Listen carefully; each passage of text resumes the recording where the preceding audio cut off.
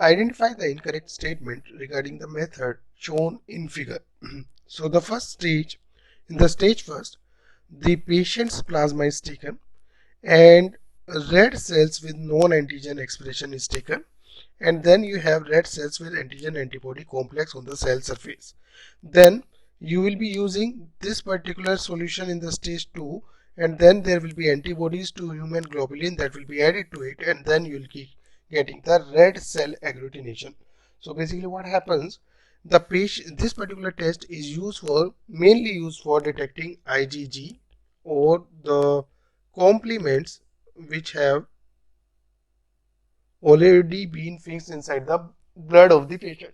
So what happens if you take the patient's plasma, okay, and you take the red cells, and there will be antibodies on the cells actually.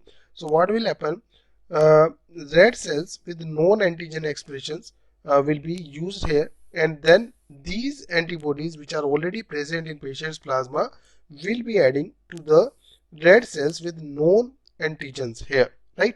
Now since we have the antigen antibody complex here, and you give antibodies to human globulin, so these antibodies to human globulin basically identify these particular antibodies which are present inside the plasma of the patient.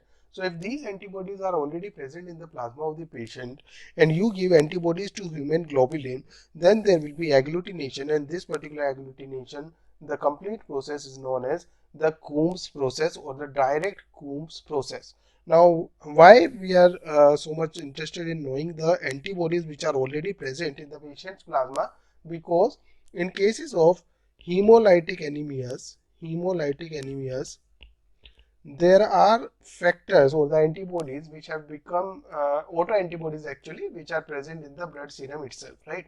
So in that cases, for diagnosis of the hemolytic anemias and other hemolytic conditions, we generally use the direct Coombs test. Okay, so the options here are: this test can be used for antibody screening in pre-transfusion testing.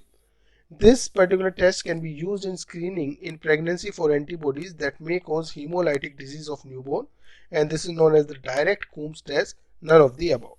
So since we have already read that in generally we take the plasma from the patient, and if the plasma contains certain antibodies, so generally the antibodies are IgGs and the complement factors. Okay, so these are generally present, either the IgG will be present or the complements will be present, and then you will be using the RBCs which are there with the non-antigen. Okay, and these, if these antibodies are already present, so they will be forming with these antibodies which are made against the RBC, so this will be forming the antigen antibody complex. Now if you put the human antiglobulin here, so if you put the antibodies against these antibodies which are already present in the antigen antibody complex, so if you give the antibodies against the human globulin, okay, then you will be finding that there is agglutination, and if agglutination is there, the test is positive, and that means the plasma contains antibodies. If these antibodies are not there, then there won't be any antigen antibody complex, and then you won't be finding any agglutination, right? So this is how this test is basically used. So we'll go through the explanation here, and then we'll come back to this particular question.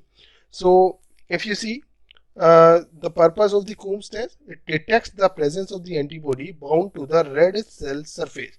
So what happens whenever some antibodies are already present in the plasma, they are bound to the red cell surface, and we give the antibodies to the human globulin, then there will be a red agglutination, and that will be helpful in conditions, knowing conditions like autoimmune hemolytic anemia, hemolytic disease of newborn, transfusion reaction. So basically, red blood cells will be there, red cell antigen will be there, and antibody which is bound to red cell antigen will be there, and then we'll be putting the antibodies to the human globulin to find out the agglutination. If agglutination is there, then there will be the test will be positive, right?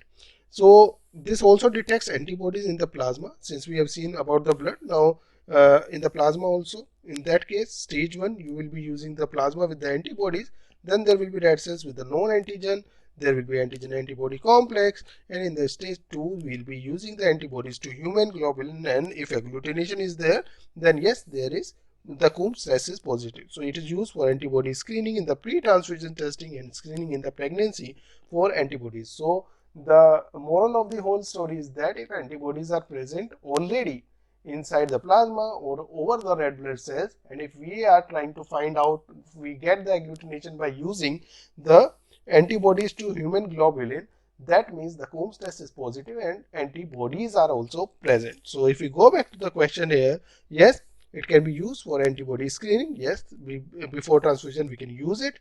Screening in pregnancy also, we can find out the antibody that may cause hemolytic disease in the newborn, and this particular test is known as Coombs test. So none of this above statement is wrong. All these statements are true about the procedure which is shown in the figure. So answer 4, or that is option 4, is going to be the correct answer here.